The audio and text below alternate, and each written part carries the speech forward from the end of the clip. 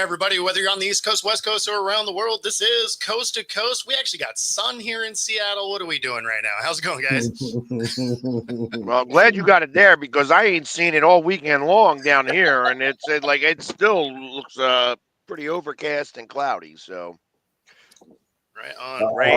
Rain. I'm in a beautiful sunny 79 degrees with a light breeze. Oh, nice. Yeah, we're definitely not that warm. We have nice sunny 63-degree weather today with 40-mile-an-hour winds, which hopefully that comes in handy today because we got to face that pitcher that throws 102 today. So hopefully the wind is blowing out, where if we get one in the air, it just goes very far. You know that works for their team too, right? It does, but your guys will be pitching like 50. I'm going off the grid today. I'm going with a sinker ball and a knuckleballer today to counteract the wind, because with that wind, that knuckleball is going to play tricks. That's what I was thinking. Knuckleball would be wicked. Yeah, so we're going off the grid today. I'm throwing a kid that's never thrown before, but he's got a sinker and a knuckleballer, so we're going off the grid today, trying to counteract his 102-mile-an-hour heater. Well, that knuckleball, though, is so unpredictable. Unpredictable. Yeah, I mean, it sounds like he's going to walk a lot of guys. It's really what that sounds like. Interesting. Well, yeah. Well, I haven't seen some sun. Yeah, the sun is it's bright out, but there ain't no sun right now. So doing the normal stuff. How's it going, Jay? So, anyways, I mean, I guess, not that we ever really talk about golf anytime, anywhere, anytime, but I mean, is it a story that Rory wins and, he gets to complete the Grand Slam, and he's one of, I think, 6 people to ever do it? That's crazy. Yeah.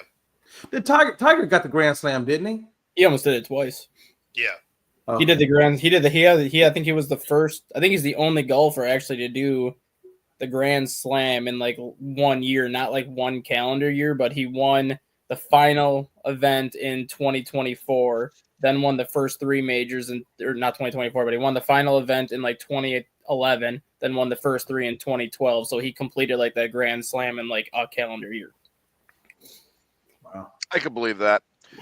And I guess the Players' Championship isn't considered one of the Grand Slams. That's something completely different. I know that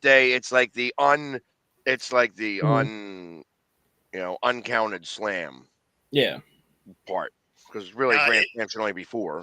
It was funny because there's some people, they were trying to discount what he did, right? And not that many people have done it. But they're like, oh, it took him so long to do it that Aaron Donald came into the league, had 10 Pro Bowl seasons, and retired by the time he finally got it done. It's like, yeah, but he still got it done, right? And that's always going to be there, Bo. You're always going to have those all the time. It's hilarious. And somebody that can't play at all, right?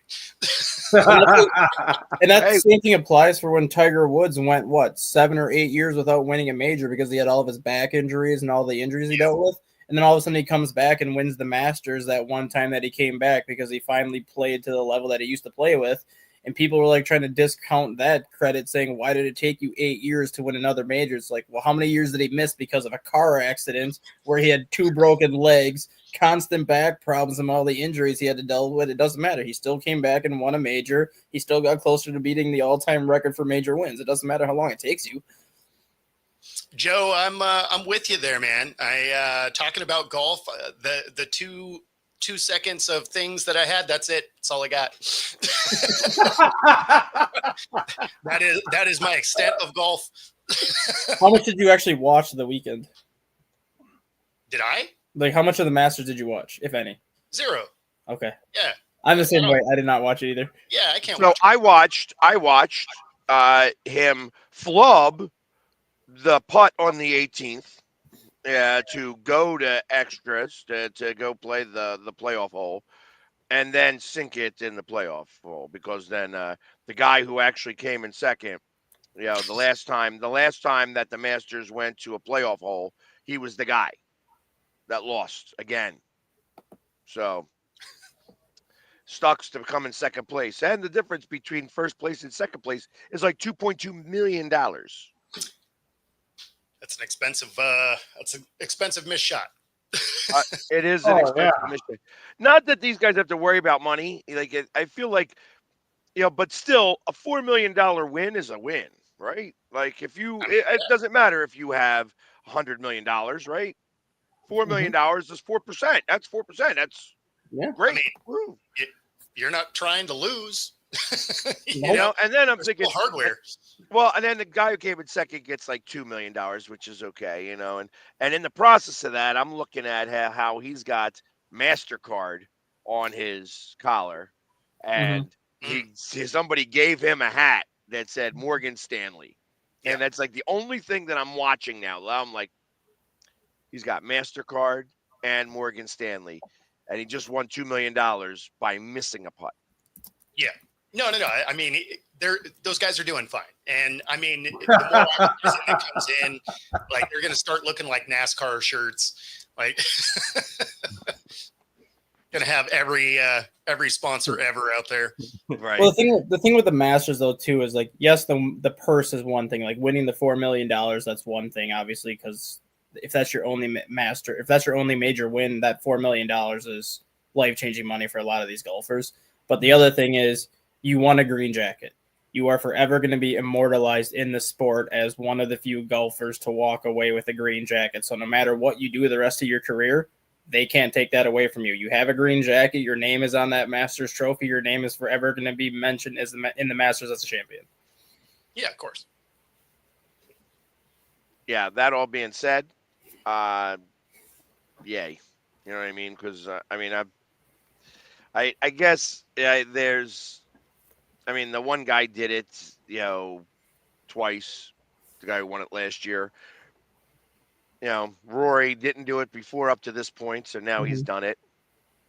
I guess that puts him back in the conversation as one of the best in the world. But really, the big story out of the Masters was the 21-year-old deciding to take a pee on the fucking tree. Oh, nice. Didn't hear about that. You didn't hear about that? Like like here it is. Like they were crucifying him. I'm like a 21-year-old kid who needed to go use the bathroom and just thought he would be sneaky. He wasn't very sneaky. What's up, Lee? Good to see you. I mean, the thing I don't know if anybody knows we have Belgium in the house. Belgium is in the house today. Belgium is in the house. Yeah, Eves is also a Seahawks fan. So Yep. Yeah. Everything birds. Birds. Exactly. But that there was a 21-year-old who was an amateur who gets to play in the Masters, and he's going to be forever known as the guy who took a pee on the course. Hey, when you gotta go, you gotta go. Well, that's a funny thing though. Like they don't allow cell phones or anything like at the Masters. Like when you get to the Masters, you have to put your cell phones in a locker. Like you're not even allowed to have them out on the course. But that place has so many cameras that you can't be discreet with anything. So if you try to go take a pee on a tree, there's going to be a camera somewhere that's going to catch somewhere. I mean, Somewhere, I feel like that's somehow. true anywhere in life at this point. Let me just see if I go behind this tree and nobody will notice. Yeah. Well, and that's, listen, like if you got to go to the bathroom, I got to imagine there's porta potties everywhere. You would think so. It's like, hey, I got to go. What if they're all full? You really just got to go. And they're just hey. Can you just take a dip in maybe one of the watering holes there and hope nobody sees you in the pond, I guess. I don't know. Act like I you feel saw like me. that is.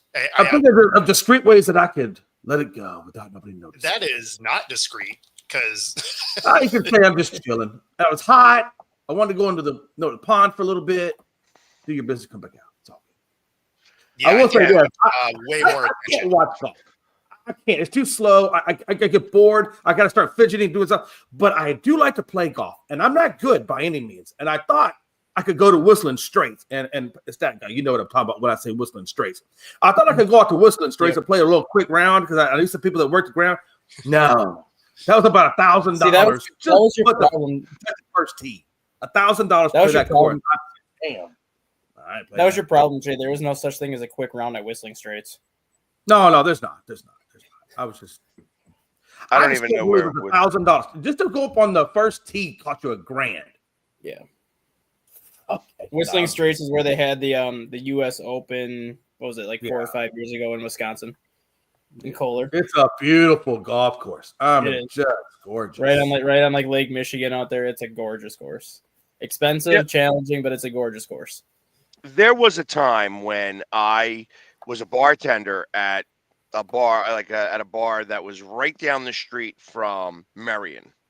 Now, Marion is one of it's like the Marion Golf Club is like the sister course to St. Andrews. Right. Like these are one of the few courses that still use wickets. They don't use flags. So it's a whole different scenario when it comes to stuff like that. And the caddies would come in all the time. You know what I mean? And it's like there were plenty of times that if I was a golfer, I probably had the opportunity to go on the course and play the course. And there's 2 courses in Marion. There's like the West and the East, and the East is like the championship course, and the West is for everybody else who doesn't play championship courses and doesn't get to pay. I think it's like $50,000 a year to be a member there. That's got a about turn. that's about right. I Because could be like Whistling Straits is actually a Jack Nicklaus designed golf course. It's actually Herb Kohler, the Kohler company. He's the one that built that course, right? Yeah. But he didn't want to put all the money into that thing. And it's basically got a Scottish golf course feel. Matter of fact, he brought in the groundskeeper. He flew him in from Scotland. Yep. And then he put a whole bunch of goats. That's how they cut the grass. They use goats to cut the grass. It was supposed to And resemble the old British Open Yeah. course back in But Scotland. like this, so the groundskeeper had a German Shepherd, and there's a cliff that goes into the water. Well, the German Shepherd chased a goat off the cliff into the thing, and then Herb Kohler fired the groundskeeper and said, "Get the hell off my course." And I never saw him again. But it's got a really cool history to it. If you ever want to see something cool. Gotcha. Anyway. So, anyways, so the guy peed on the course, and he was the one that got all that. So just to get back to the focus of, the rest of golf, and congratulations to Rory for winning the championship. I think. Congratulations, Roy. I think Rory McIlroy's daughter stole the show too on Wednesday. I don't know if you saw that. She's the one that she made a I putt or again something don't like that. watch golf. Oh, she was the one that did that little trickle putt that went Yeah, in. and it just kept going and going and going and going, and then it stopped for like 2 seconds, and all of a sudden it just kept rolling and rolling and rolling, and ended up being like an 18 or a 20-foot putt that she made during the par 3 challenge. Like Rory put the shot on the green, and then he let her putt it from 20 feet away, and she put it She's in. 4. That's Yeah. awesome. It was amazing. Like That's she pretty like great. she walked, she's like holding the club like this, and she like does a little tap, and it rolled like 10 feet. Tap tap taparoo. Like it rolled like 10 feet and it stopped. And then the other golfer's like walking up next to it because it stopped. And right before he got next to the ball, you started to see it slowly move. And then he just went right into the hole. Wow. Good So for her. much so, and then they scared her by cheering, and Right. and then that was the end of that. There was a cute moment. And Scotty Scheffler's 7-year-old son had a tee shot, I guess, in the par 3 tournament too. That was like a really good tee shot that like got like a standing ovation also. Well, it was actually the very first. So he's like, this happens all the time. They allow their kids to kind of play in the game. The moment that the kid plays, they can't win. So it's just part of what happens there. And ultimately, Scotty Scheffler, for the very first shot, let his son tee off. It was like a 230-yard tee shot. And he had he crushed it. Nice. So it was kind of cool. And he's like, immediately, like the moment that his son does that, can't win. I mean, that's the end. That's really the end of your day. You don't really need to do anything else unless you're just you're playing around with your kids. So it's a whole different scenario. Because it doesn't do anything to win the par 3 challenge. Yeah. Other than so it's a time for you to go hang out with the kids and such like that. So it's a good, clean, fun moment, I guess. The reaction to Scheffler was priceless. Though, like his son hits the tee shot, he kind of looks over and he's like, "Damn, all right, so where we're going." Hey, I mean, I feel that way anytime I watch somebody actually crush a tee shot. You're just like, okay. Yeah. I can't wait to see Tiger's son. I mean, we're his son only a his couple son of is years really away. good. His son is Like, really he's going to good. be 14 years old playing at the Masters. Yeah, his son is Probably. ridiculous. Yeah, so it's, and it's amazing how, like, you watch how Tiger did it, and now you watch how his kid does it, and it's amazing how, like, you could almost synchronize the way that they shoot, like putting him up. Obviously, Tiger's a little taller right now than what the kid is, but I mean, that kid is what, 9, 10 years old right about now? No, he's And older. he's- He's older than No, that he's right now. He's 14 right now. Yeah, but I thought it was a little older than that. He's 14 right now. I thought he was younger than that. He has a So- 9-year-old. He has a 9-year-old too, but the 14-year-old is the one that he's playing in these top golf tournaments with. The 14-year-old, he did like a LIV golf tournament with last year. Like, he's been doing tournaments with his 14-year-old son the last year and a half. Yeah, Once I thought he had. Did he do like some father-son tournament or something like Yeah, that? that's what the 14-year-old. So once the 14-year-old turns 16, he has an invite to the Masters at 16. So he will be in the Masters at 16. Right. Crazy. And will likely He'll make the cut.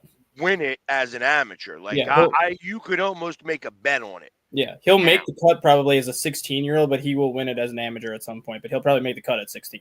Yeah, I'm saying that he could possibly win it as an amateur at 16, 17 years old. Yeah. Like, he is that good already. I would say, I'm not going to say he's quite as good as Tiger was, but I think he's a more complete golfer than what Tiger was at that age. Like, Tiger would always just go up there and crush a tee shot like 400 yards, and then he was really good with his irons.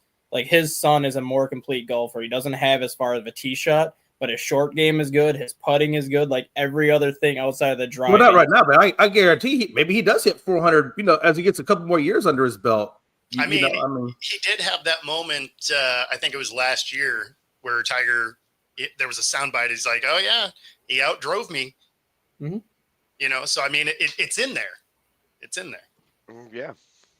And so, it's going to be interesting to watch, some of these kids come up and do the things. So, but yeah, it's going to be interesting to say, especially since I can't even break 100 on a golf course. Yeah, me either, and that's on the front nine.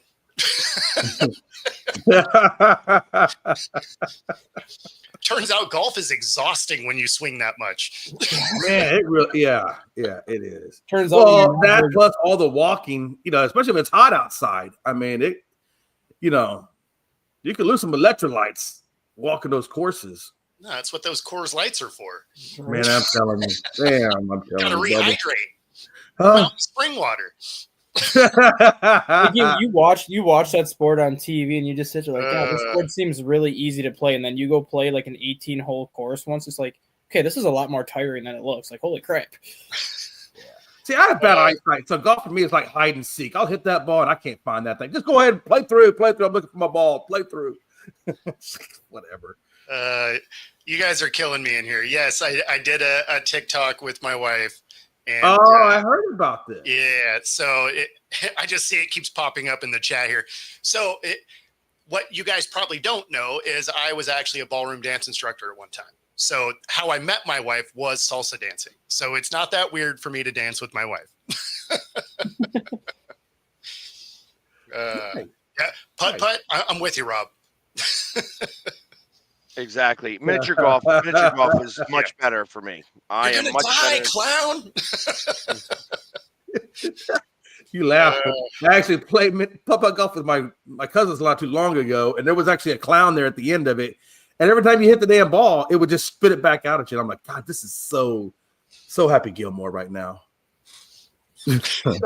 So when you were doing ballroom dancing, yes, and I assume that's what the TikTok is. No. It was just one of the TikTok challenge dances. It was just a song that she likes. So she's like, "Oh, we should do this." And we were getting ready for the Mariners game. But which they won. We did. In fact, we swept the Rangers. It was something I was going to talk about later. But yeah. So anyway, go ahead. So So when you were doing challenges, like or like tournaments, or I don't know what they're called. Yeah, I mean, tournament. Balls. Yeah, yeah. Now, how did you fare, and two, how do they keep score? Because I was working for Arthur Murray, right? Is the place I worked for. They do it on style, and then if you mistakes, stuff like that, right? So they mark all that type of stuff off. It was fun. It was fun, right? So I was definitely not on Dancing with the Stars. It was just it was a part-time thing. It was fun though. It was a blast. So, yeah. I mean, if anybody's into it, definitely check it out. Like it's a fun thing to go do. I tell you, back in a previous life, they call it these previous lives. I've had a number of them. There was a place called the Five Spot in Philly, and they would teach you how to swing dance. Okay. Nice. And then they would open up the club for anybody who wanted to learn how to swing dance and stuff like that. And I tell you, it was always an amazing thing because, it would be like 3 guys and 75 women that would go to these things. And being a single guy, I'm like, all right, this is awesome. I'm going to go learn how to swing dance. And the truth of the matter is that when you're swing dancing, the smaller your partner is, the better it is, because you could almost like take her and start swinging her around like this. You know what I mean? and quite literally, and it looked great. You know what I mean? Because literally, like when you start using her like a baton almost. You know what I mean? It's like literally like you start getting her around, and like I used to be really good at spinning somebody. Sure. Every which way. Like I could like spin around and spin them around like it was like they were tops. Like, and it just between the legs doing all that stuff, and just like almost like 50s style. It was like kind of cool. Yeah. That sounds cool. That's what my wife told me. She said when we got married, she's like, we're gonna take a class and we're gonna do it. So this lady came out and she choreographed her whole final dance and everything, and it was pretty cool. But I didn't realize how hard to remember all the steps and everything.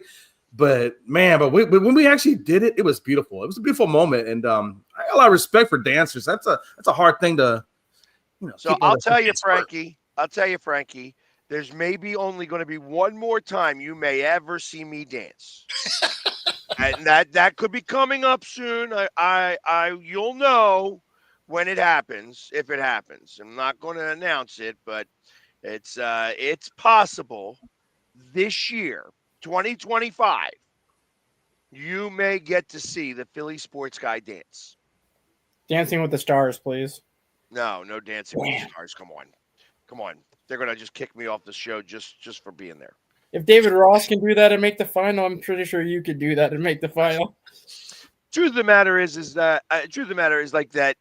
When you're dancing and stuff like it's all choreographed, so you gotta just be diligent. I have no rhythm whatsoever, but if I am choreographed, it doesn't matter if I have rhythm or not, because as long as I do the steps the way I'm supposed to, I mean that's why you see the electric slide and all those others, where they're telling you what to step. Yeah, of course. Once they tell you how to step it, and you can follow everybody else. Well, then it looks like it's a cool thing because there's 40 people doing it. I'm one of those guys that can't figure out my left from my right half the time. So you're just mirroring whoever's in front of you. You're just like, kind of, yeah. And then on top of that, like I got to make sure, like because you forget, and I'm like, hold on, the L is left. That's you know what I'm talking about, because you got to think fast when you're dancing, and I just. So I would be Philly sports guy to flash where mob. it's facing different directions, and you end up in the front. That you're just posed. I got you. Yeah, Hey, I think we should get him in a flash mob. Let's get Philly sports guy to flash mob. I think that'd be pretty cool. That'd be pretty dope. See, the flash mob is kind of perfect as long as you're in the middle of the crowd, nobody even notices. Yeah. Right. So That's what I'm thinking. Yeah. Say hello. That's awesome. Anyways, Yeah. So, what else is happening in the world? So basketball's done, right? Now it's playoffs. Yeah, Playing now it's games. headed to the playoffs. The Suns fired their coach, which kind of The figured. Pelicans got rid of their top Yeah, exec. yeah. But Uh, not 76ers. Not yet, anyways. No, they re-upped them, didn't they? Didn't they re-up Nurse and Daryl Morey? I'm pretty think sure I they saw that. I don't think they Yeah, re-upped him. I don't. He's only I on the think second year of his deal. Nurse. Yeah, I Did they think re-up him? Nurse is still part of the deal. Yeah. Um, Maybe Maury got re-upped, but I think Nurse Uh. is still in his initial contract yet. I mean, I don't know. Like, if you want me to talk about the Sixers, the one thing I want to talk about is that I would love for ownership to go away. It's time to get new ownership. They got a new thing, new shiny toy down in Washington. Go play with your toy down in Washington and sell the Sixers. Go get out of the basketball game. I would rather nobody show up to the arena when they are playing until they sell the team. That's what I want. Yeah. I am not a Sixers fan. So I guess we might as well talk about a little Mariners here. So they sweep the Rangers. They improved to 8-8, which is cool. Cal tries out the torpedo bat and has 3 home runs in 3 games. So, I mean, Oh, now you're trying to be a believer in the torpedo bat. Huh? no, it just means he's consistent about where he hits the ball. Yeah, I'm just teasing. No, Yeah. but I mean, it means he barrels it up, right? Yeah. I mean, they called him Big Dumper anyway. He's one of the team. So, I mean, he hits home runs anyway. But like anything else, it's probably in his head. But, still, if they're leaving the park, I'm a fan. I know when we were at the game because we were all picking who would hit a home run.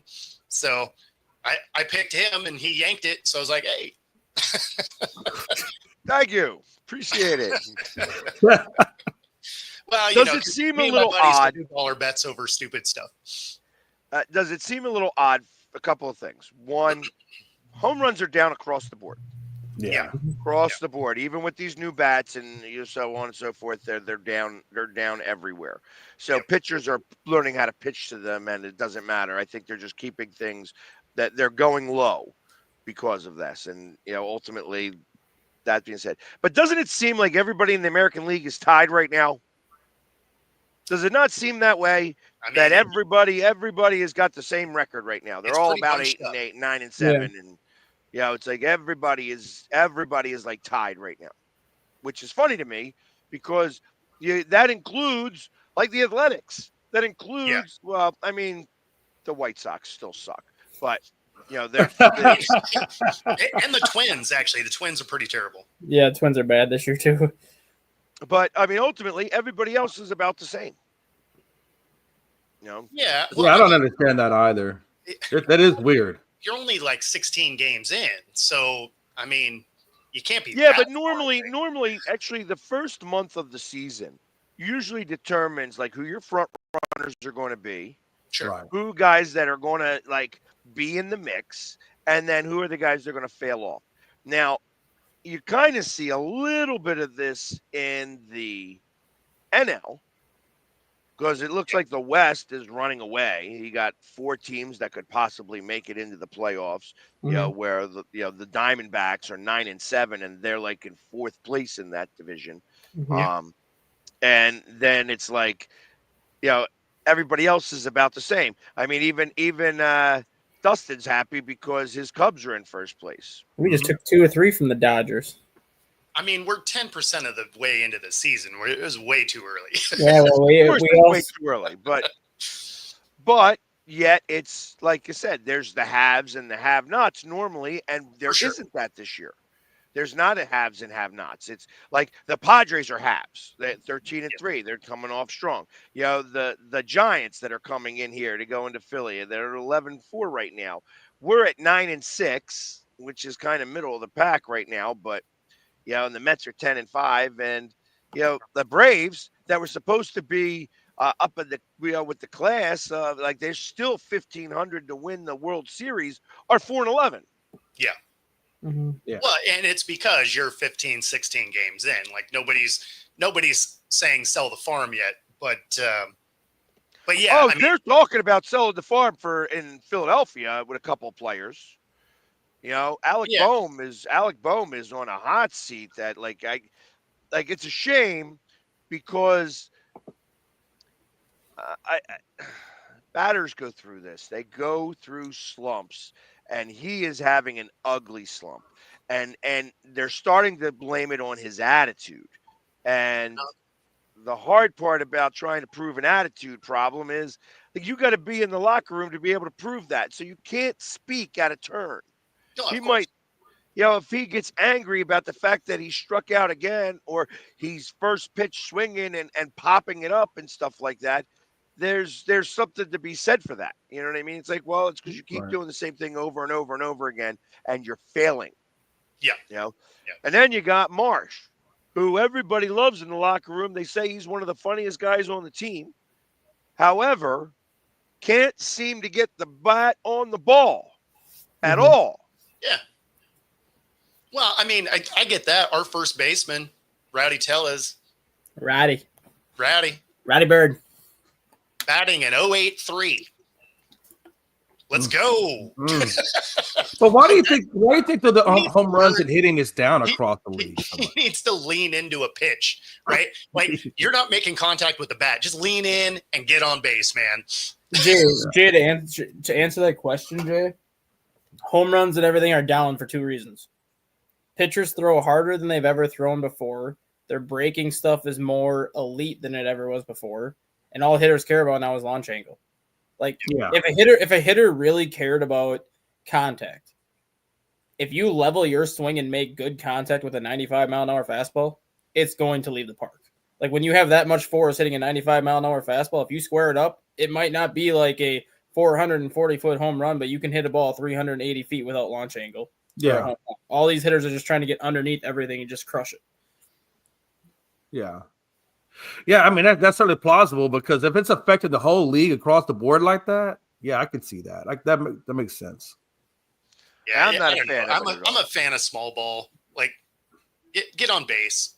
Yeah, Yeah, absolutely.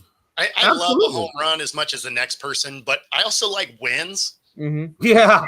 Yeah, me too. And a ball in play wins. I love stolen bases. Mm-hmm. Sure. That's what I love. Yeah. Stolen bases. Like Ricky Henderson would be friggin' a god right now Oh, if he Yeah. played in this league. Like Right. because I want him to get on base. Yeah. It's funny. What was the question? I think I saw this on Instagram or whatever that who is the all-time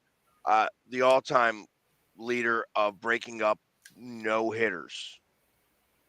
And it comes out to be Ricky Henderson with a home run, by the way, by breaking it with a home run. And it comes out to be Ricky Henderson because he had the most leadoff home runs of all time. You know what I mean? So like there's been so it was only when breaking up a no-hitter with a home run. That was how that was worded. And that answer is Ricky Henderson because interesting. he had the most home runs in the leadoff position, and I think it was like 58. I think the next closest is like 38. And that could be like by Judge or Schwarber or something like that because, again, leadoff home runs is what you're trying to do because if you lead off with a home run, that breaks up a no-hitter. Yeah, Ricky Henderson is your all-time leader in leadoff home runs with 81. George Springer is number 2 with 60. There you go. So 81 home runs, 81 times he broke up a no-hitter with a home run. Yeah. It's kind of Where's awesome. Schwarber on that list, if you don't mind me asking, with leadoff home Let runs? me see if I can find those because I just so we got Ricky Henderson has got 81, George Springer's got 60, Ian Kinsler's got 48, Brady Anderson 44, Jose Altuve's got 40. This is a really long list. Kyle Schwarber had 15 leadoff home runs in one season to set the single season leadoff home run record. And Kyle Schwarber's got 36. I was going to say, and that's in 22. He did Yep. that in 22. Yeah, 15 and 1, he was 15 and 1. Yeah, 15 and 1 season. He's got 36 total. Right, because he's coming up on that list pretty quickly. Except now that Yeah. they're playing with the the lineup and stuff like that, it's a whole different scenario. But you're talking about a batter batting 0.86.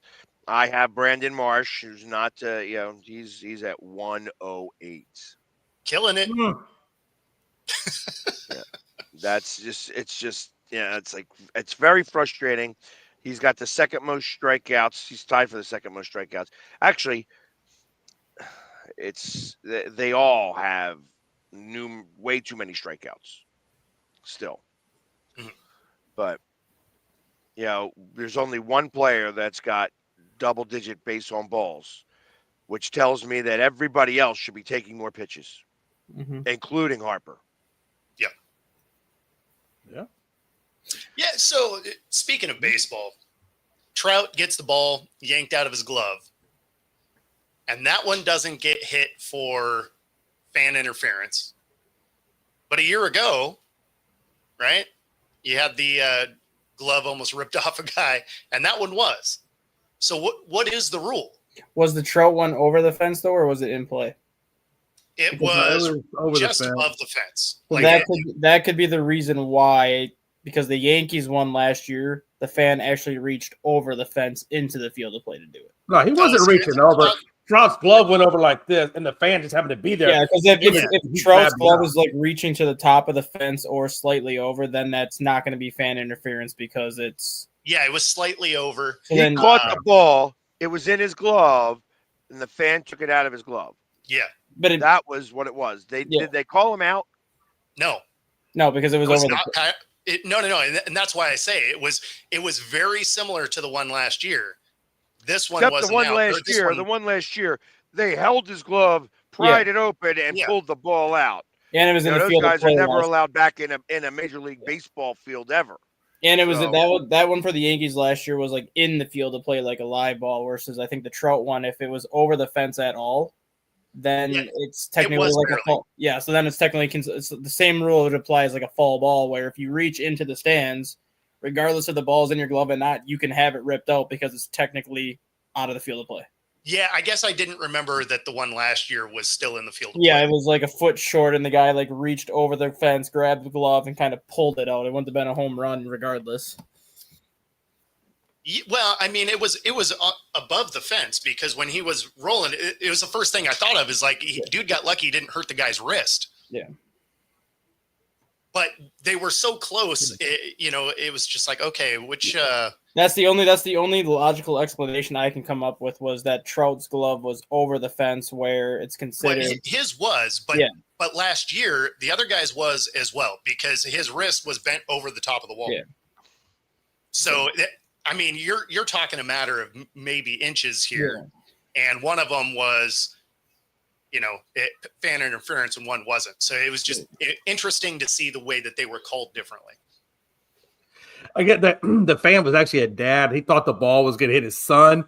So the explanation he gave was he was trying to protect his son, and that's when, and he didn't even know that. I guess that was in the glove. I think he was just whatever. That's what he said. Yeah, well, and I mean, it sounded like he, apologized or whatever, and Trout met up with the guy after the game, and he's like, hey, the way you reacted was great and whatever, and he's like, and I learned a new rule. So ultimately, like, the interaction was great. It was just interesting seeing the same play Oh yeah, a year apart and it being called on the field very differently. Yes. Yeah. So, and it's a shame, but the guy gets a ball and he gets to be on TV for a little while, and he was like, "Oh, do you want the ball back?" Like, I didn't mean to take it out of your glove. Well, I think the other difference is too, not that this should matter too, but the other difference is when that happened in the Yankees game, the entire country was watching because it was the World Series. Like there was no getting away from what happened because everybody was And watching. it was in his glove, Yeah. and they had to fight to get it out. Versus this one, unless you were watching the Angels game on TV or unless you were at the Angels game, nobody really would have known this happened. Well, I mean, they would know because they actually did have to stop the game a little bit and find out, and he's like, is it, and No, and that's what I'm saying though. Like the people at the game knew it happened, and if you were watching like the Angels game on TV, you knew it happened. But if you were like watching like Seattle Mariners, or if you were watching your Phillies game or your Astros game on a separate time on that same day, you would have never known this happened unless they showed. No, that's not true, because this had enough confusion on the field as the way they were going to progress with it, because Trout was obviously pleading his case that every single game that would have been being played would have had the breakaway of this just happened in the Angels game. So I disagree with that. Even if you weren't watching that game, it would have popped up during your game, because it's just kind of a weird thing. Well, and I just wanted to go take a look at what Mike Trout's doing right now. He's got 6 home runs. Mm-hmm. Lots of strikeouts. Damn, I thought the Phillies were bad with strikeouts. Angels are really good at strike. Yeah, Rangers are great at striking out. The Angels, Solar has got 20 strikeouts. Mm-hmm. Yeah. And he's backed up by O'Hop, who's got 18. So between the two of them, they're 7 and 8 hitter. It's like strikeout. That's interesting. Yeah, I think Wisniewski was that guy that we got in that trade. I think he had like 10 strikeouts last night against the Angels, and that 7-3 win. Got ya. Can we have him back? Can we have Wisniewski back, please? Yeah, can I have Tucker back? No, you can't have Tucker back. There you go. We'll give you somebody else for Wisniewski. No, we don't want. Our ace is having Tommy John and flexor tendon surgery at the same time, so who knows when the hell he's coming back. Yeah. But the fact that Seattle wound up taking 3, look at that. It's just sweeping. Yeah. 9 runs scored in one game. Yep. 5 runs in another. Just straight out, Yeah. beating up Texans. That's actually showing up. It's weird. Hey, then we had the Chicago Cubs hand the Dodgers their worst home loss in franchise history on Saturday. Yeah. 16-0. That was fun. Brutal. And that was like the first time the Dodgers have been shut out because they almost got shut out by the Phillies, and they said, hey, listen, this is going to be, I think it was like somewhere like 264 games. Yeah. Before First time of like early August of 2023, they got shut out. And then 15 of those 16 runs the Cubs scored after the 6th inning. Yep. They had 2 5-run innings, and then a 6-run inning, a 4-run inning, and a 5-run inning. No, 5, 4, 5. That's 7th, 8th, 9th. Yeah, it was 2-0 heading into the 7th inning, and then it's like, well, time to just tee off. Yep. I love that, especially in LA. I think the best part of the game, though, even from a Dodgers perspective, did you see Miguel Rojas when they brought him in to pitch? No. So he was the position player they brought in to pitch basically the 9th inning and then some of the 8th inning. And he plays catch with a lot of the pitchers every day before warmups. So every time he would go in for a windup, he would imitate one of his starting pitchers. So the first batter he faced, he was pitching like Clayton Kershaw. Next batter he faces, he was pitching like Yoshimbo Yamamoto. The next one he was pitching like Blake Snell, and everyone in the dugout was just laughing their asses off. Oh, well, they got nothing else to talk about because they were getting their asses stomped. His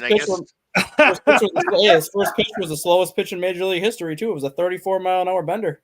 31 is the dang. first. 31, okay, so 34 was his first pitch. He never hit his fastest pitch he threw all night was 41 miles an hour. He was legitimately softballing it up there.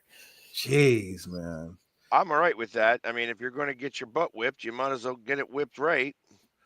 And he had to have some kind of arc on that, too. It was because Carson Kelly hit a home run off of him in the 9th inning on like a 38-mile-an-hour pitch. And it was just like so funny because the batter's just like waiting back on this thing. And then he just like softball tomahawks it.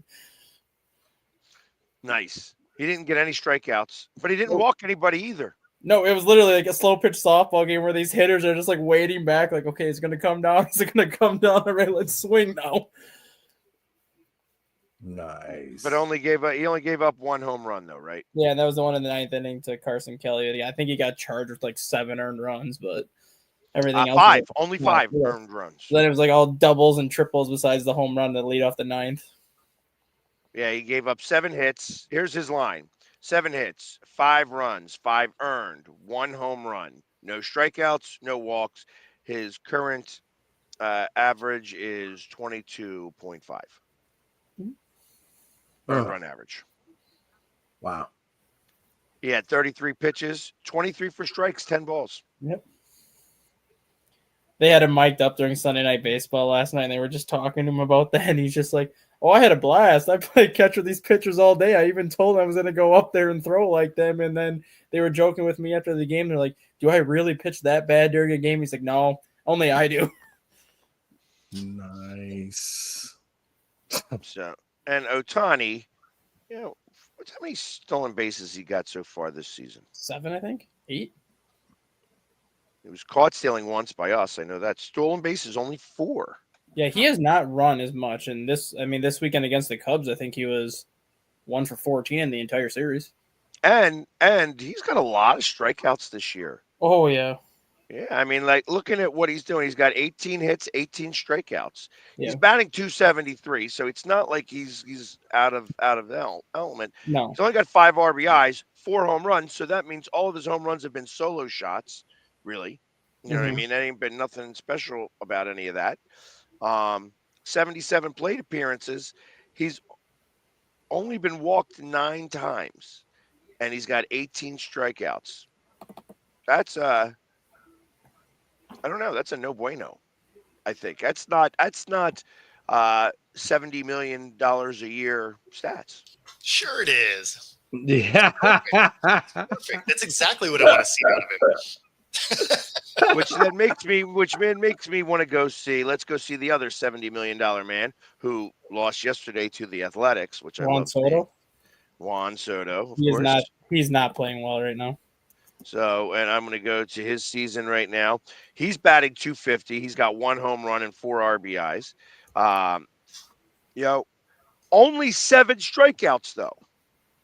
12 walks. So, in comparison, I mean, like I said, he's got 13 hits to 18 hits that Ohtani has, but Ohtani has been on base 27 times. That's 18 hits, 9 walks. Mm-hmm. He's been on base 25 times. They have similar RBIs, and he's got 4 less home runs. But 66 plate appearances, and Ohtani's got like 78 plate appearances or 77. So there's a difference of like 3 games in the mix. Interesting. It's just interesting as I think about what $70 million a year looks like. Yeah. Yeah. Yeah. Yeah. And if he could pitch, I mean, it would certainly be much more worth of that contract. Which I don't. How far? I mean, isn't he throwing? Stat guy, he's throwing. Isn't Ohtani doing light throw work? He's not. He's pitching in the bullpen right now, and he's been doing like your regular bullpen workouts. They don't expect him to start pitching until around the All-Star break, but there is no guarantee that he will start a game this year. If they use him, it could be used basically as a bullpen role this year just to make sure his arm is 100% back to normal, and then they're going to play it by ear for next year because it's not like the Dodgers are short on pitching depth right now. They have 5 starters in their rotation plus another 4 starters that are on the IL, and Blake Snell, Tony Gonsolin, and one more starter that's actually hurt right now that would be in their starting rotation. So they have like 9 starters to choose from. So it's not like they need him right now. Yeah. Well, no, and that's what I was hearing was he's going to be used in a bullpen type of situation. And it sounds like he's actually cleared to do that if they needed him. Yeah, I don't expect him to be used until, like I said, around the All-Star break, just because if you don't need him, why use him? Why risk him hurting himself and then missing time where his bat won't be in the lineup? Mm-hmm. Just get him healthy, and if you want to try him out in the second half as like a 1 or 2 inning reliever to see what he's got, go from there. And who knows? Maybe you end up in a situation where the starting rotation that you have this year is the starting rotation you have next year. And then you use Ohtani as your setup man or Ohtani as your closer, where you can just put him in there one inning at a time and just tell him to go 100% full go and empty the tank. Well, that's what I was thinking, is use him as a closer, because then it doesn't matter if you lose him as a bat, right? Yeah. Yeah. I would think that would still matter because when he blows the save. Well, he probably wasn't hitting well that day either then. Well, the thing is that he ain't hitting well right now anyways. Sure. That's kind of what we're getting at a little bit. Like, that's why I'm saying, hey. I mean, again, small sample size, right? I mean, again, I'm used to the Mariners being horrendous in April, right? Like, they usually come out, spring training is good. April, they forget how to play baseball. And then May, they try and like claw their way back in. So, I'm used to teams starting out slow. Well, historically, that's how the Astros start their season. They always start them out slow, and then they kind of progressively get better towards the All-Star break. Mm-hmm. I don't know if that's going to happen this year, but that's how it's typically trended. Yeah, so the 70 mil looks good for him. We're talking about the team. It doesn't look that great so far. No, not at all. Ooh, oof. Kieran Lacey? Yeah, well, so that was actually that's what I was hoping we could talk about. It's what I was going to lead the show off with. It just kind of went a different way today, but yeah. So he took his own life over the weekend. Yep. But it stemmed from him having a reckless driving situation, and it doesn't sound like drugs or alcohol were involved. It just sounds like he couldn't. And he was in oncoming lanes, and it forced a car to swerve and ended up hitting head on into the lane he was supposed to be in. And someone passed away from that accident. So he was out on bail, and, there was a real good chance that he was going to be, charged with murder, homicide. Well, it would have been manslaughter, but even still, right? Like, that's a minimum of 5 years. He was declared for this year's draft. He would have been the number 2 or number 3 receiver taken. What was that? He would have been the number 2 or number 3 wide receiver taken too. They had him as the 5th ranked, but even still, he would have went high. He would have been a second rounder, maybe worst case in this draft. And, but he probably wouldn't have been drafted because he was. That's the thing. He probably could have been a late first round pick had that not happened. And then after that happened, everyone knew it's like, well, he's not going to be a first rounder now because you don't know if you're going to get him in round 1. And then while he was out on bail, he did the pro day and all of that. So I mean, he was still prepping for it, but So this is interesting because I mean he declared for the NFL draft after the accident. Yes, correct. Yeah, it was like 2 decided days after. to do this. Yeah, and then decided to do this. Yeah. Yeah, it's a tough one. That's an oucher. Yeah, shame. Yep. I just wonder. Well, yeah, that's just. And, all he had to do was render aid. All he had to do was just stay there, render aid, and he probably would have been okay. I mean, things happen. I get it, but. Well, no, I mean, he'd have still been going to jail, but because he ran and all of that, like it compounded the problem. Right. And of course, because he didn't stay, then there's the question of would the guy have had, assistance sooner? Maybe he wouldn't have died. So there's elements of it, which is what potentially makes his jail time longer also, right? Yeah. Plus you have you ran from the scene and all of that. So, I mean, those are just additional charges. But yeah, brutal. Yeah, exactly. Yeah. It is. That's the top of the hour, so we got to close it out on a high note. Yeah, tell me about it. Hope we just killed the rest of your day for you. And that segment brought to you by Philly Sports Guy. What's up, everybody? Philly Sports Guy here, and I'm here looking for creators, influencers, and business who are looking to turn their influence into impact. Join us on May 17th at Rec Studios Philly for the first annual Philly Influencer Symposium. This is the ultimate networking event for all influencers, creators, and businesses who are all doing big things in and around the city. It's all going down with your host, me, the Philly Sports Guy, and a powerhouse lineup of speakers, panels, and networking that's going to leave you leveled up and fired up.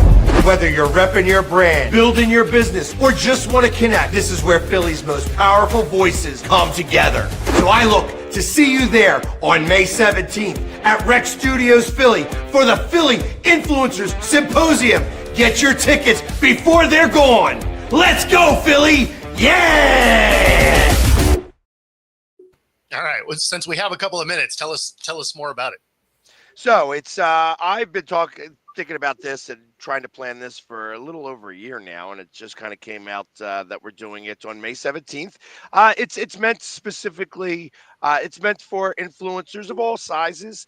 One of the things that I've learned is that it's not easy to do what we do, and I wanted a way to be able to have a party for influencers so that we'd be able to connect with each other and with businesses that are looking to be able to do social media marketing and things like that on different scales. There's obviously large companies, smaller companies may be interested in doing this and just don't know how to get started. And this is how we're going to be doing it. That's one of those things where I'm putting it all together in one room in an area, the Rec Studios, which is a collaborative space for the ability to do podcasts or recordings and things of that nature. And it's just going to be a great event. Awesome. That's what's up. Good job. Good job. So, Well, on that note, let's get out of here. We'll see y'all tomorrow. later, guys.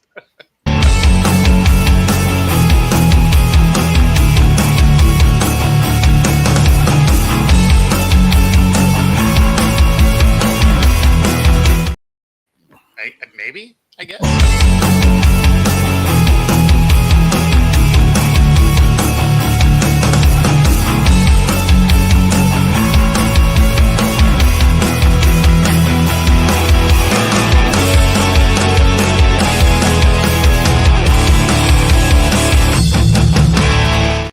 Introducing National Streaming Sports, live and on-demand sports talk programming that you can access 24/7. For the premier sports talk experience, tap into our Roku channel. Start your mornings with Mac and Jack covering all the weekend sports action. Then pour a cup and enjoy all the sports you can drink on the Coffee and Sports podcast. At midday, talk sports from east to west on the Coast to Coast podcast. Followed at night by some hot girl talk with Prim and Proper Sports featuring Sonia Pearson. Talk boxing on the Gloved Fist. Yankee fans tune in for Start Spreading the News. And there's more on the College Sports Huddle and Sports Scope with Robert Butler. There are 20 podcasts in all and 70 weekly shows, giving us a 3.4-star viewer rating. To find us on Roku TV, search for National Streaming Sports on the Roku search bar. Click on the logo and you're in. National Streaming Sports, live and on demand.